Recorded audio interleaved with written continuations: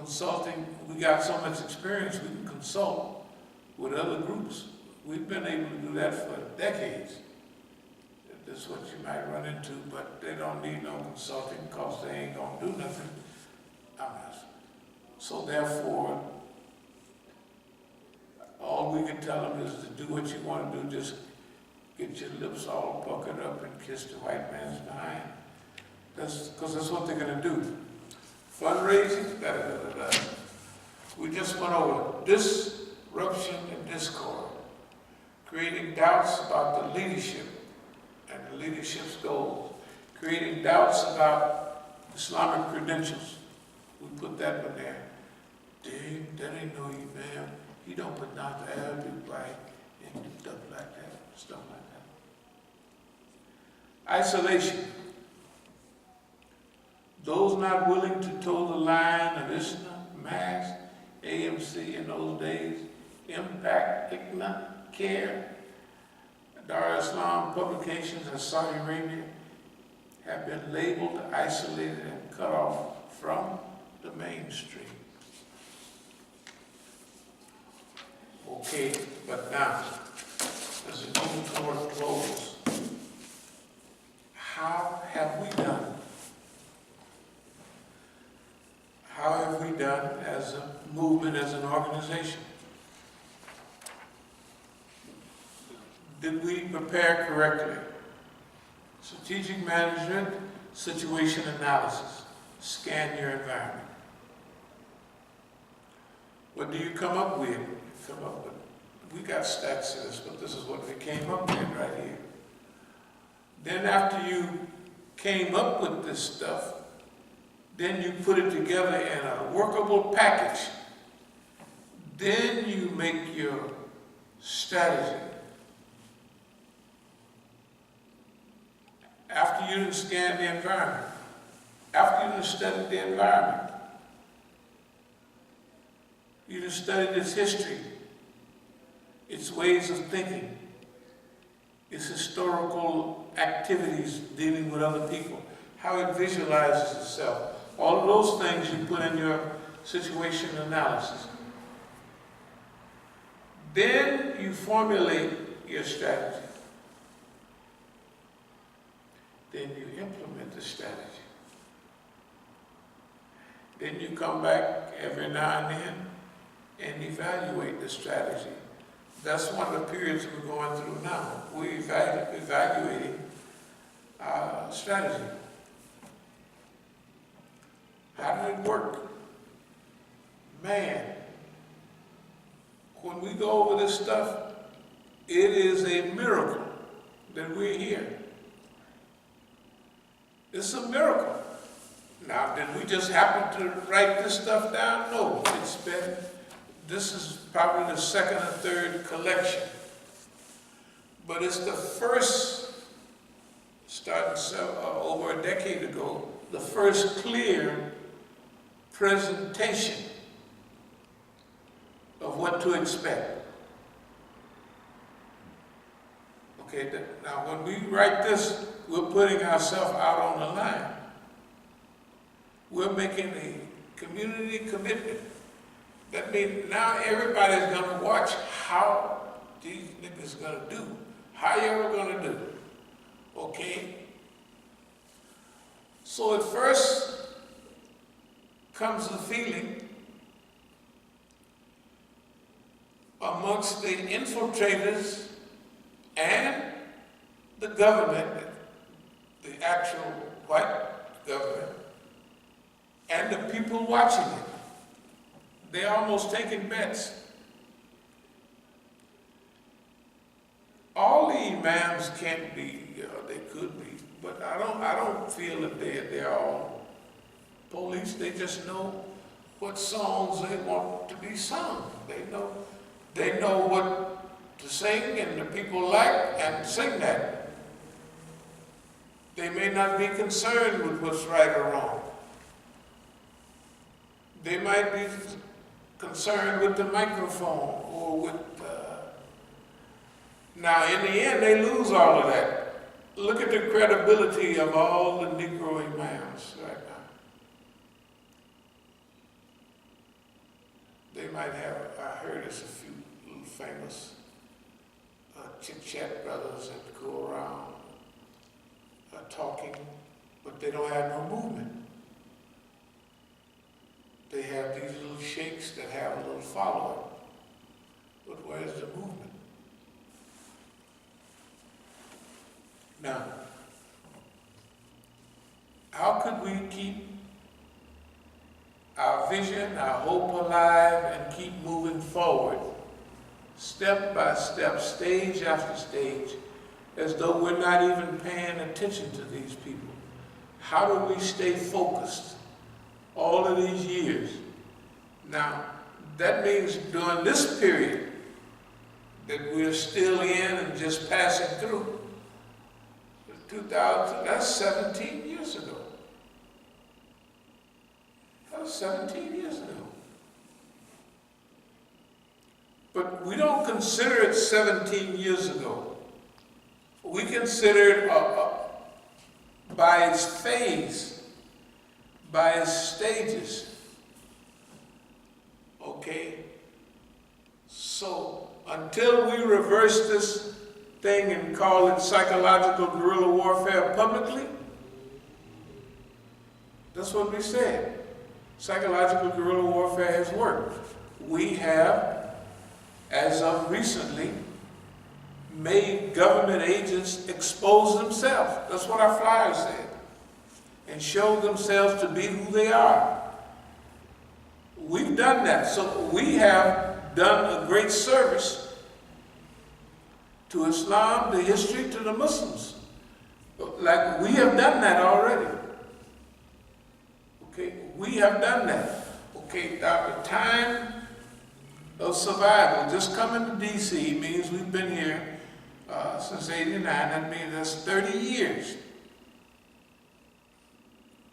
That's 30 years in D.C., the center of fitna. And that's why we came here. And we said if we last 5 years, we're going to get all the game. I guess it was about 5 years. Technically, we had the game when we got here, but they helped polish it up. They have been a great help in helping put together all of this help to it is a great blessing from the Almighty to participate in this movement over these many years, when evidently there's a couple of our friends still around, but they're not, you don't hear from them. They was big in the movement, but you don't hear from them. So we had to add that into our analysis. Who we gonna have? Who's gonna help us? Who's gonna support us? It comes back clear. Let's just say for conversation, nobody, they're not gonna do it. When I say nobody, I mean those people out there. They're not gonna help. Did it come true? It came absolutely true. But along with that came the respect of, you know how the Negro is after a while. That nigga can do it, I can do it. This is the gigantic mistake of this cracker. Number one was longevity. Number two was delay. And number three was the lesson that the people learned from this whole escapade. Remember, it was all public. This has all been public. Especially the last 6 years. Public, everybody see it, nobody can say, they may just lie, but they can't pretend that they don't know what's been going on. Therefore, for us, just like we've done our part already up to now, we feel we'll do what we feel about Oakland. I'm not going to go through all the details, but we're going to have a nonviolent invasion of Oakland. Yes. We're going to invade Oakland. Remember, I used to put in my notes 5-star general stuff, you know. You would think I was a madman because I may watch a program on this invasion, that invasion, 50 times. I can tell you what they're going to say before they say it. All of them. The pattern of invasion. Just like the pattern of these things right here. But our invasion will not be a physical invasion. Psychological, spiritual invasion, where we got traction and strength. They ain't got none. They ain't got nothing in this. Nothing. They just say anything they want. And I hope somebody do believe it, because I'm going to call them on the carpet. Why did you believe that? Tell me what's in that. I would like to hear them say, yeah, I believe it because of this, that, that. And say, well, that's fine. And here's such and such and such. And here's such and such and such. I have 10 more on that same subject and 20 on some subjects. So, yes, we're going to invade California. We're going to change a little bit because usually we tell everybody what we're going to do. We're not going to tell them nothing this time. Let them figure it out for themselves. You know, gotta let them figure it out what we mean by spiritual invasion. Let them develop a spiritual defense department, which they don't, right? Let them figure out all this stuff. They come in here the other day talking, you know, about, we don't want you to go to California, that you could get hurt, and if you're hurt or killed, they want some, what you mean hurt or killed? You the FBI. What the hell? Well, you should at least do this, that. What do you mean? I should do this, that, another. You the victim. Yeah, you the police. You know, the stuff is so funny. I believe that after we might have run them crazy, we either ran them crazy, which is very possible, or we didn't scramble them up, discombobulate them, that's possible too. Or we did a mixture of all of those things, and all of their behavior is to help us. And their behavior for the last several years have been to help us, to speed us on, to make us move ahead. And we're going to move ahead after Ramadan, but not when they want.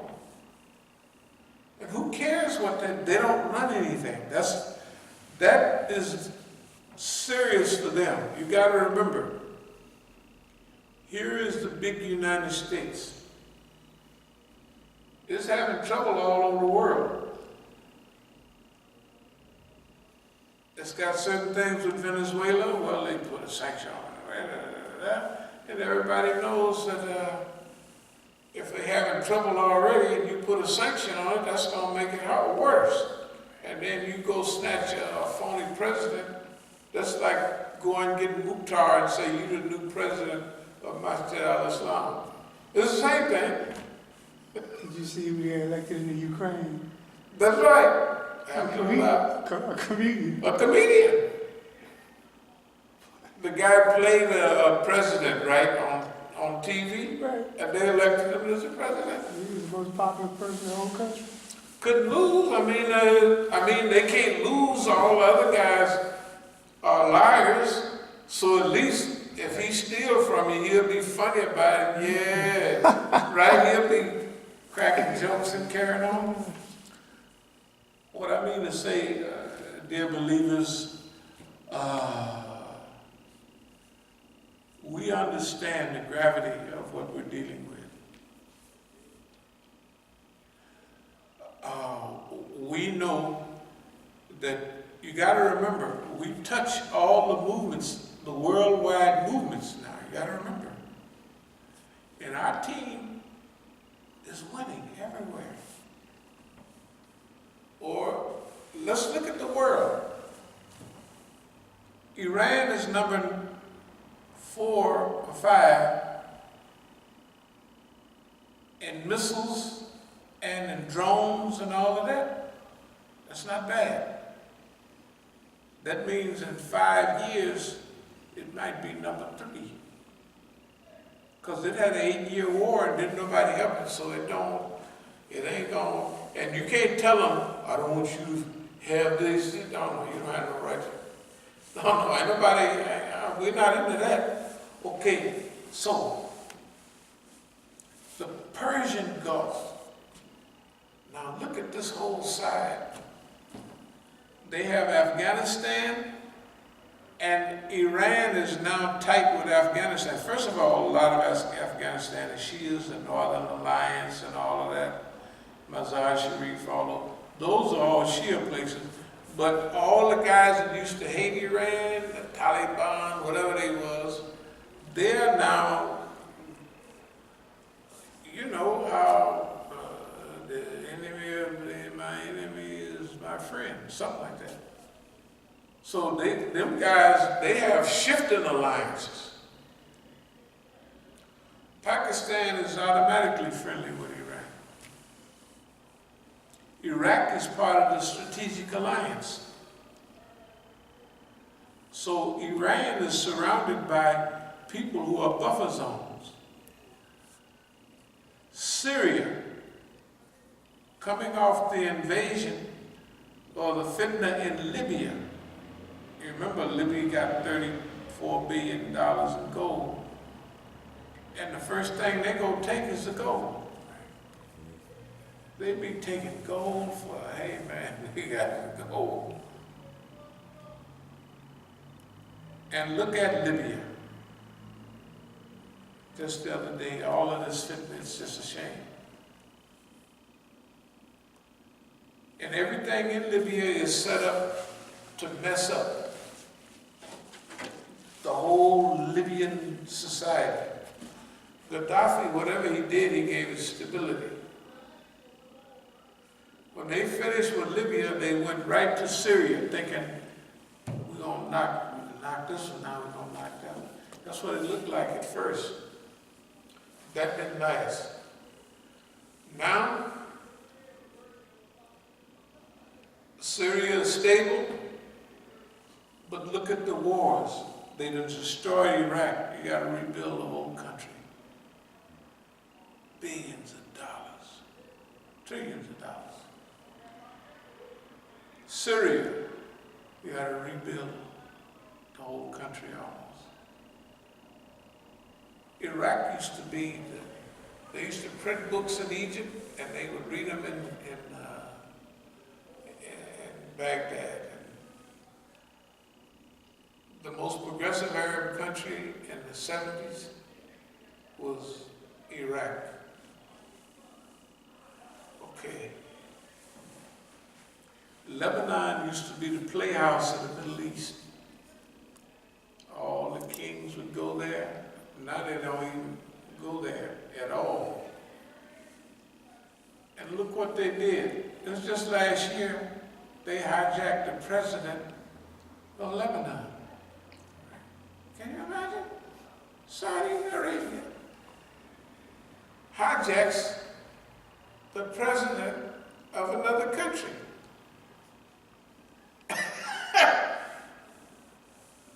Saudi Arabia is attacking Yemen so often now they're trying to take it off to where you don't hear much about it on TV. They're taking it off. So many people are dying. still the death, the corruption, and all the fitna is still there. So if you put Saudi Arabia's friends over here and look at how beautiful this jewel is. Everybody talked about, the Arabs all believe that Saudis are an Israeli tribe anyway. So look at them. They holding hands with Netanyahu. Holding hands with these guys. Not Jews, real Jews, but Zionists. We make a clear distinction between Jews and Zionists. So the world is not a safe place, but all of our friends is stable or becoming stable. And look at the U.S. and Turkey. They go help the Kurds, and the Kurds run around. I'm not against them, but they can't go around waving Israeli flags. You just, what are you doing? I mean, why are you doing that? How about a Nazi flag? Anything, you know, but an Israeli flag? So, no matter what our relationship is with some of these people. And I know Boss Man is nervous because Boss Man come by here for a reason. Boss Man came by here for a reason. I don't know what he told everybody else. But when I read the article the next day or 2 days later about 290 Iran and hacked into the defense system, and they probably didn't hack worse because see, the Americans talk that mess, and they kill Iranians whenever they want to, but when the Iranians jump on their case, they have to realize Iranians are the smartest students that come over here. Iranians are sharp, and Iranians have a certain mentality. They were the Persian Empire. And the Persian Empire would rule for 500 years. Then it would have maybe 100 bad years and they just disarray. Then they come back, they running stuff for another 300 years. Then they have a little bad time, like during the time of the Prophet Sallallahu Alaihi Wasallam, you know. In those days they could still bet, so Abu Bakr